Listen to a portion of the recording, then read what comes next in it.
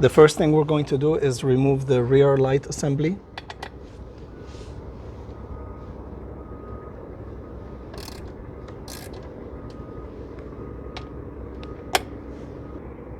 These are 5mm and this is 6mm.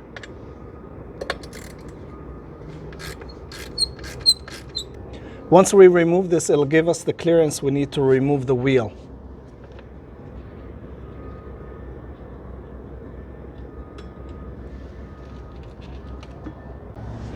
Next thing we're going to remove is the chain guard.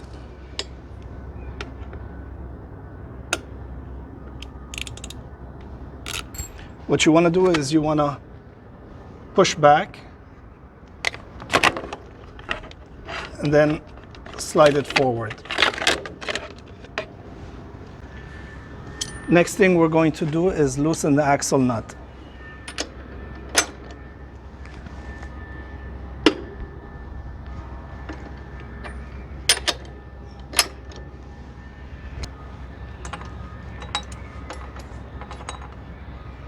Next, we're going to remove the chain adjusters.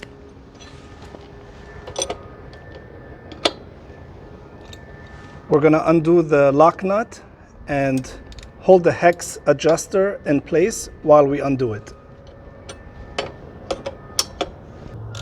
Unscrew the chain adjuster by turning it counterclockwise.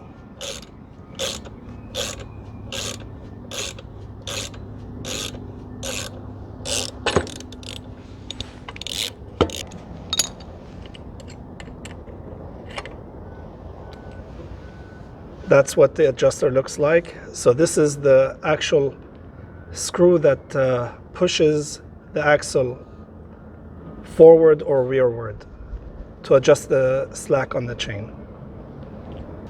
Let's take off the other side.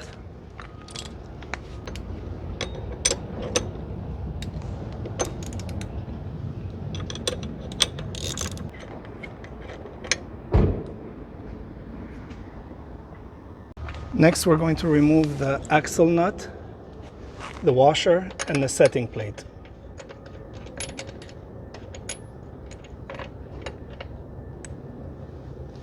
Next, we're going to remove the chain off the sprocket. Make sure you put some tape over here so that when you remove the chain and place it over here, it doesn't scratch up your paint.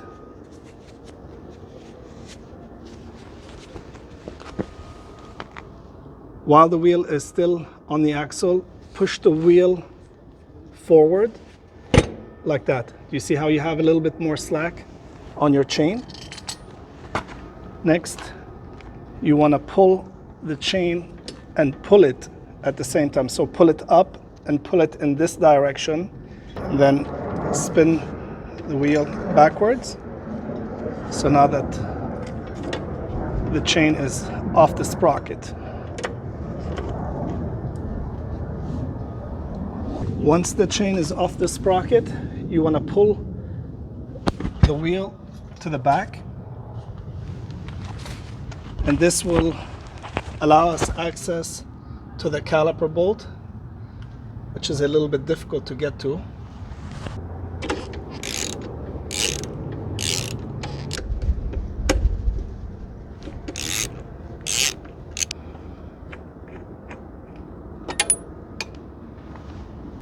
Next, we're going to remove the ABS cable. And now pull up on the caliper and use a zip tie to hold it to the rear shock. To make our lives easier while removing the rear wheel, the wheel is heavy and cumbersome to actually hold while we push the axle bolt through. So my recommendation is use a 2x4 and get yourself one of these. It's an Air Shim. It's about $17 or so. You put this underneath it and this will raise it up so that it'll push the wheel and take the load off. So slide it under in this fashion. Align it so that it's directly under the wheel, and then begin to inflate it See how it's made contact already?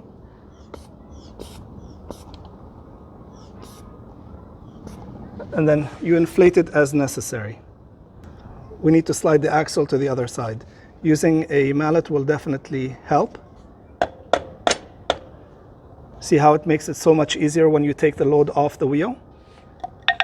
And then once we pull it through, these adjusters, we need to take them out.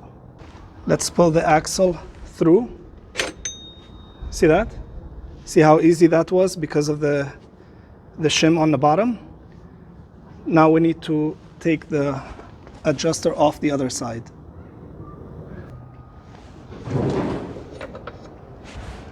This is the adjuster. Just remember how it was. Do you see how there's a short side over here and the longer side over here? So it's going to go like that. Let's remove the axle. And this is the adjuster. And now we can deflate that bladder to drop the wheel, because the only thing holding the wheel up right now is the actual bladder on the bottom. See how the wheel drops?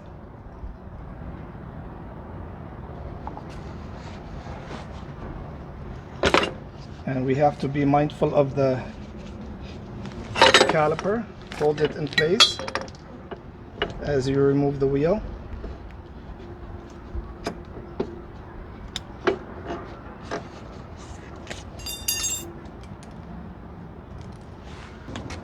To get the clearance that we want, we have to remove the block that we put underneath and the bladder. And now, to remove the wheel, we need to kind of tilt it to get the clearance that we want. And we're just going to pull it out, just like that. Since we have the wheel off the bike, it's a good opportunity to clean the sprocket, check the bearings, and just clean the wheel overall. You can use chain cleaner.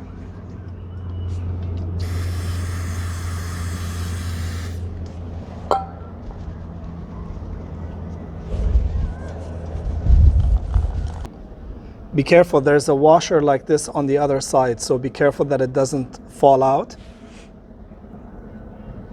That's what it looks like. We can also remove the sprocket. Careful, you have the cush drive underneath, which are these rubber pieces. Make sure that they are in place. That's what your sprocket looks like. Now that we finished cleaning the wheel, there's a couple of things we need to do before installation. First thing that we need to do is put some painter's tape to protect the rim, because the caliper has some sharp edges, and we need to prep the air shim. Another thing we need to do is we need to secure the swing arm boss.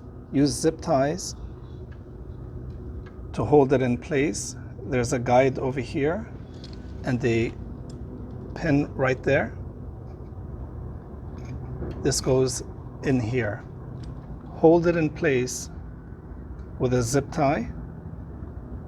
It'll make our lives easier when we're going to reinstall the wheel. This is for the DCT model. You could do it another way by removing the actual handbrake caliper, but I'm not going to do that. Now that we're in this position, we're going to come in at an angle in this fashion and slowly push the caliper in place. Make sure the brake pads are separated. Check the spacer on the other side. It's going to give you a little bit of trouble because it wants to kind of fall out, so make sure that that is in place.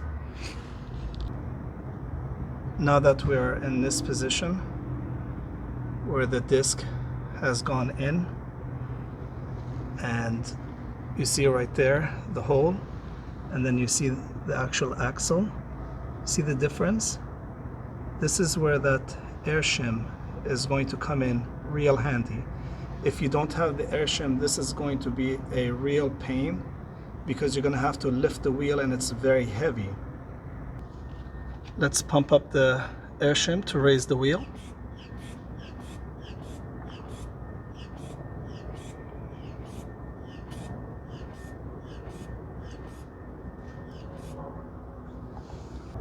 Do you see how effective the air shim is? And that's how we get it lined up so that we can slide the axle in. It just makes life 100 times easier. I cannot recommend this highly enough. And if you have pumped it up too much, there's a release valve over here. And then if you just want to add more,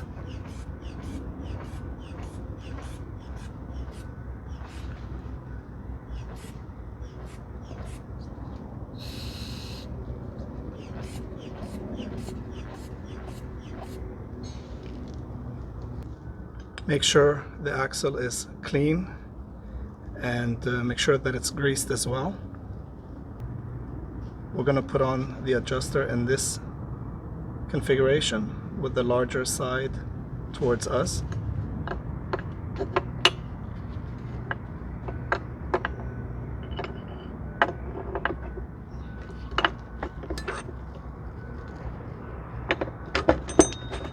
And you see how easy that is? Without the air shim, this would have been a nightmare. Let's install the chain adjuster over here.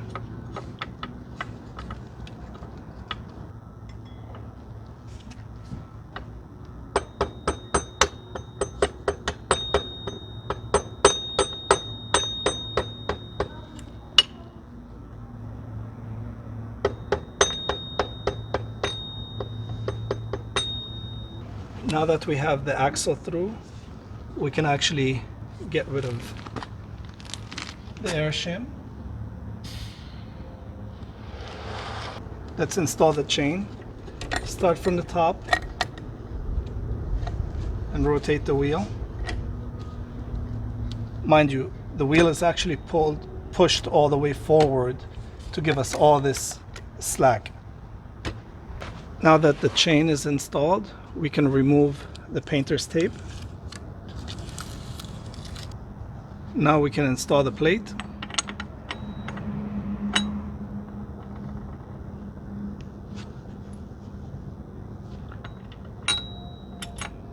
The washer and the axle nut. Now we can remove the zip tie and install the caliper.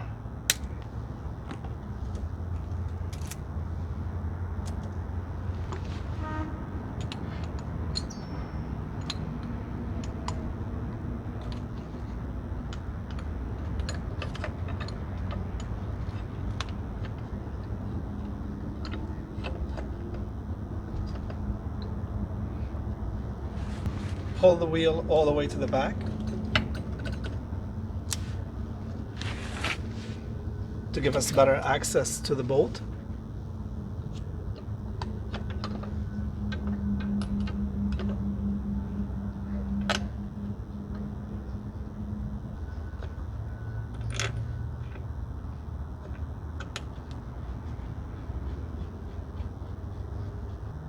Torque these to 20 foot-pounds.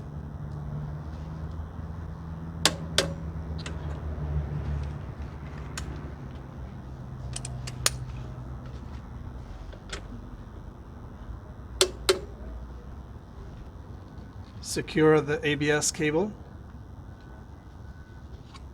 Now we need to install the chain adjuster.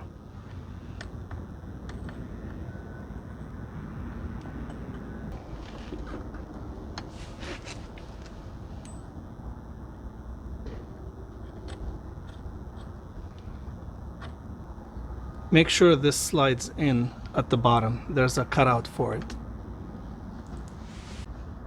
Now that we have the wheel installed, we need to set the chain slack as well as the alignment, and then we need to torque everything down. I'm going to link a video to all of that. Have a great day, guys.